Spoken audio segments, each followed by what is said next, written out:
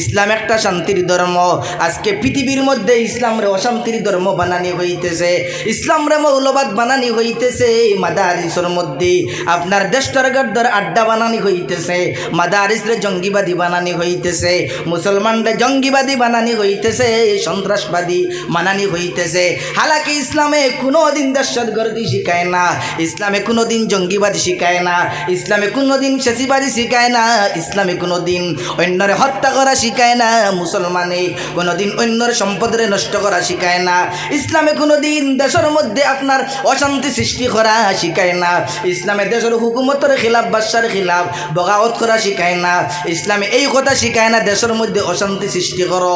কিন্তু পুরা পৃথিবীর জমিনের মধ্যে ইসলামের এমন রূপ দেওয়া করে মুসলমান আল্লাহর গোলাম যেন ইসলাম ধর্মটা একটা আপনার মৌলবাদ ধর্ম, একটা সন্ত্রাসবাদী ধর্ম, একটা টেরর ইসলামীর ধর্ম, এইরকম মেসেজ দেবার পৃথিবীর জমিনের মধ্যে। আজকে ভারতের জমিনের মধ্যে দেখো রে মুসলমান, যে ভারতের জমিনটা সেকুলার আপনার দেশ, এখানে সর্বপ্রথম যখন বিধান লেখা হয়েছে, যখন ভারতের আপনার এই তখন কানুন লিখতে সময়, আইন লিখতে সময় অনেক বুদ্ধিজীবীরা ওলামাই কেরামরাই অনেক চিন্তার পরে এই কথা সংবিধান বানাইলা। এমন সংবিধান বানানি হোক যেটার মধ্যে আপনার পূর্ণাঙ্গভাবে সব ধর্মাবলম্বীরা আপনার তারা স্বাধীন মোতাবিক ধর্মরে আপনার পালন করতে থাকে, করতে পারে। যারা হিন্দু আছে এরা পূজা করতে থাকবো, যারা ইসাই আছে গির্জাঘরে যাইতে পারবো, যারা নাসারা আছে তারার ধর্ম পালন করতে পারবো, আর যারা মুসলমান আল্লাহর গোলাম এরা ইসলাম ধর্মরে পূর্ণাঙ্গভাবে আপনার পালন করতে পারবো।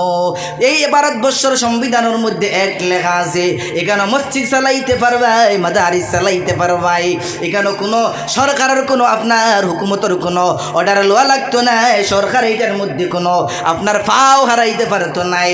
এখন আপনার সরকারে ইউনিফর্ম সিভিল কোড আনিয়া, এক্সট্রা সিভিল কোড আনিয়া দেশের মধ্যে নাফিজ করিয়া ও কথা মেসেজ দিতে স্যার ভারতবর্ষ দেশটা আপনার সেকুলার কোনো দেশ নাই, এই দেশটা গুলামির দেশ। আবার বনি গেছে জেলা ইংরেজি গুলাম বানাইছিল, এখন সরকারে বর্তমান নাজাইজ হুকুমতে আপনার জালিম সরকারে এই দেশরে স্যার আপনার সেকুলারের জমরে মিটাইয়া এই দেশের মধ্যে আপনার রাজতন্ত্র আন্তরে মুসলমান বুঝা গেছে নিমা। দেখুন যুজিন এক্সাসিউল কোর্ট নাফিজ হয়, তার মধ্যে কিতা হয় জানেন? 1 নম্বর 4 বিয়া করতে পারতে না, 1 বিয়া করবাই 1 মাস, বাকি সব ক্যান্সেল।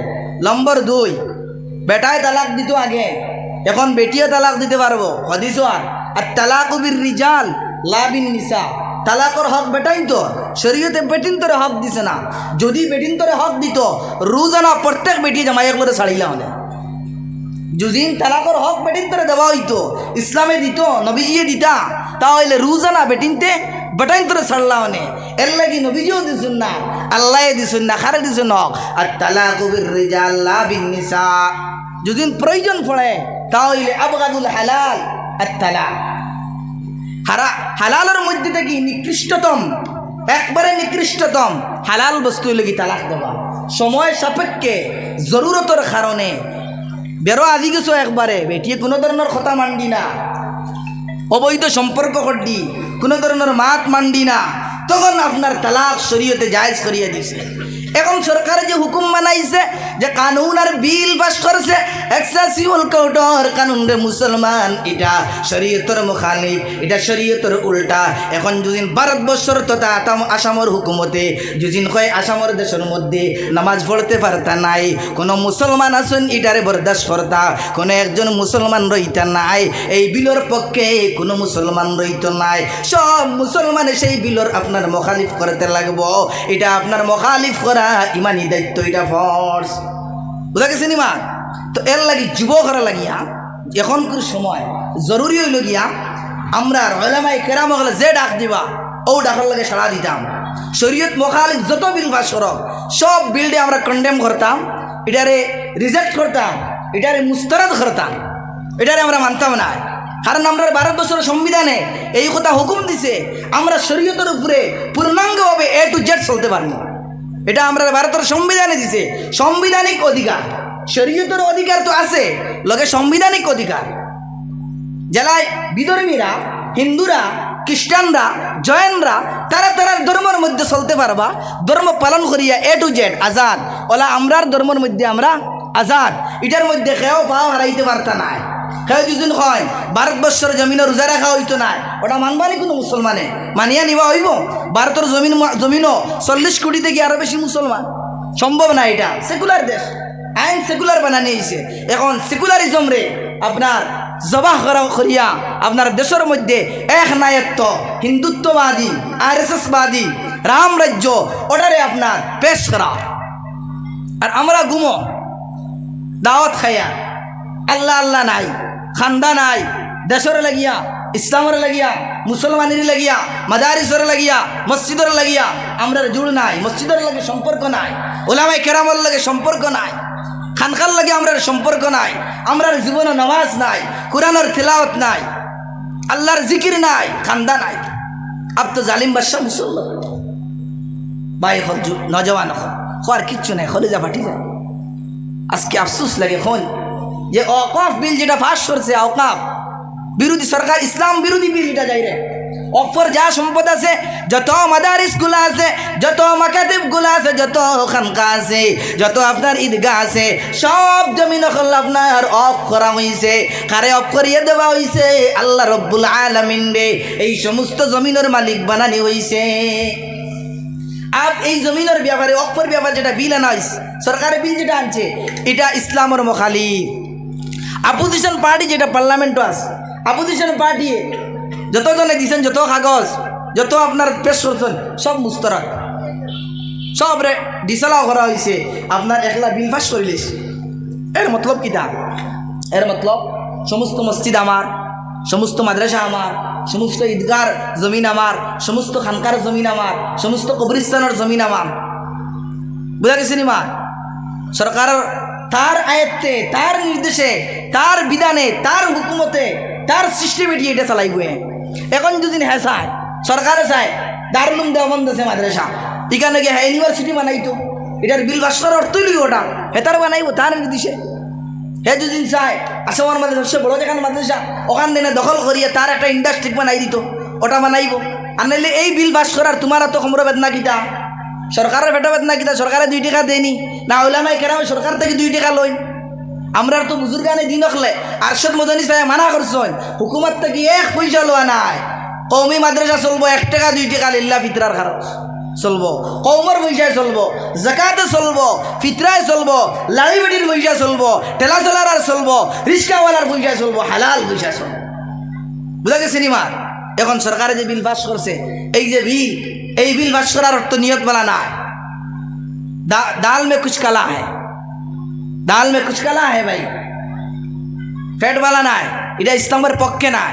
যদি ইসলাম পক্ষে সরকার হইতো, ইসলাম বিরোধিতা হইতো না, সেকুলারিজম বিরোধিতা হইতো না, তাহলে মুসলমানের আপনার কানুনও মুসলমানের শরীয়তের মধ্যে হস্তক্ষেপ করলো না অনেক, মুসলমানের শরীয়ত লিয়া কথা কইল না অনেক। এটা মুসলমানের পার্সোনাল ম্যাটার। এটা ওলামায়ে কেরাম, ইসলামিক পণ্ডিত যারা, এরা তারা বিবেচনা করিয়া তারা করলা এটা।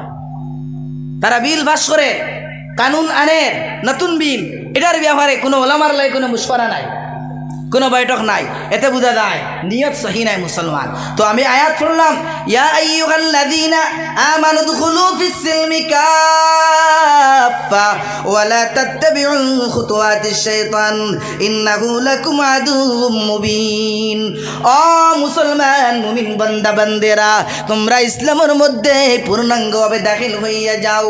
এমন মুসলমান বনিও না আদা মুসলমানি আর আদা ইমানদারি, নামাজ পড়লাই, রোজা রাখলাই না, রোজা রাখলাই জাকাত আদায় করলাই না, জাকাত দিলাই হজরে আদায় করলাই না, আর হজ আদায় করলাই কিন্তু তুমি লাড়ি বেটি রখরে আদায় করলাই না, তোমার বনি রখরে আদায় করলাই না, ভাই রখরে আদায় করলাই না, তোমার মা বাবার হকরে আদায় করলাই না, তোমার বিবির হকরে আদায় করলাই না, তুমি পূর্ণাঙ্গভাবে মুসলমান হইতে পারলাই না।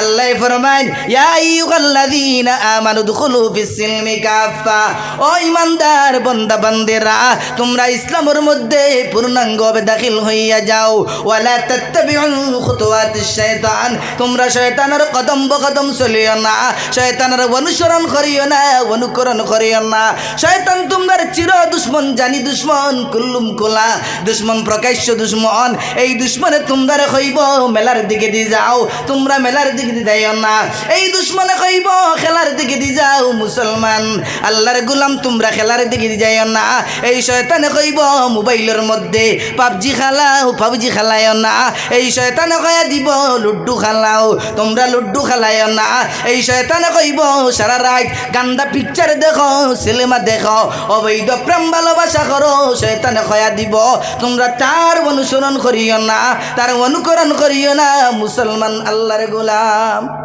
ওয়ালা তাত্তাবিউ খুতুওয়াতিশ শাইতান তোমরা শয়তানের কদম বকদম চলিও না তার অনুসরণ করিও না এই সমস্ত শয়তানের রাস্তা আমরা যুবকসকল এখন ওটাও লিয়া ব্যস্ত মোবাইল লিয়া গান লইয়া খেলা লইয়া সিনেমা লইয়া নাটক লইয়া মেলা লইয়া সব নাই ভাই কিছু আছেন যুবকসকল আল্লাহওয়ালা নমাজি দিনদার তবলিগওয়ালা জমাতিওয়ালা দিনের দিকে জড়িয়া মাদারিসের লাগে জড়িয়া ওলামার লাগে জড়িয়া দিনই সংগঠনের লাগে জড়িয়া এর লাগে যুবকসকল যত সংগঠন আছে দিনই ওটার লাগে জড়িয়া এখলাসর নিয়তে কাম করো এক ইনকলাব পয়দা করার আজম আনো একজন ব্যক্তির নিয়ত সহি হয় আর খান যেদিন শুরু করে একজন ব্যক্তির দ্বারা অনেক কাম হয়ে যাবে হজরত ইলিয়াস সাহেব রহমতুল্লাহ তাআলা আলাইহি জামাতর বানিয়ে আসলা তবলিগ জামাতর তাই সর্বপ্রথম কোনো প্রসিডিং আকারে কোনো পদক্ষেপ লইছেন না কোনো সুরা বানাইছেন না কোনো আমির বানাইছেন না কোনো সংগঠন বানাইছেন না